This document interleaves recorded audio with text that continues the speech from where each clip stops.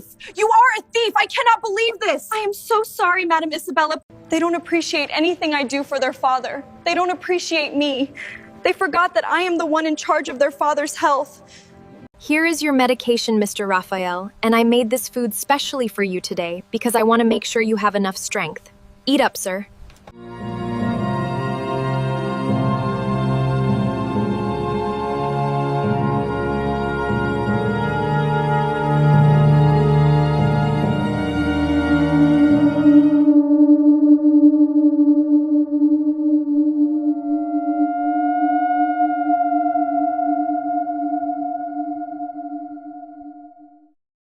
Everyone in Sunville knew the Alvarez mansion. It sat high on a high hill overlooking the small Mexican town, surrounded by tall iron gates, ancient olive trees, and a garden so large that 3 gardeners walked there every morning. The owner of the mansion was Don Rafael Alvarez. For almost 40 years, Rafael had built one of the largest food processing companies in the region. He owned warehouses, farms, properties, and shares in several companies, but at 78 years old, none of those things could save him.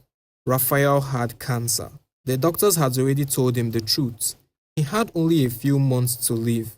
Strangely, the person who spent the most time beside him was not one of his 5 children. It was Elena Morales, his caregiver.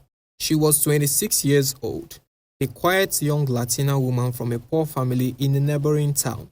She had soft brown skin, thick dark hair which she always tied into a simple bun, and large eyes that made it difficult for her to hide her emotions. Elena was painfully shy.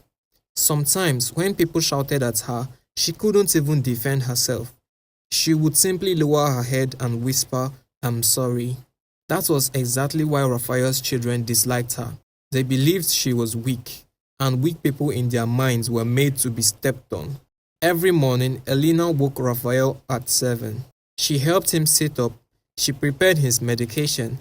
She cooked his meals exactly the way the doctor instructed. On painful nights, when Raphael screamed because the cancer had spread into his bones, Elena sat beside his bed and held his trembling hands. Sometimes, she stayed awake until sunrise. "Go and sleep, Nina," Raphael would whisper. Elena would smile. "And leave you here shouting alone?" "No, senor." Raphael would laugh weakly. "You are very stubborn." "So are you." Those were some of the few moments Raphael still laughed. His children rarely visited him, but they spoke about his death almost every day. His eldest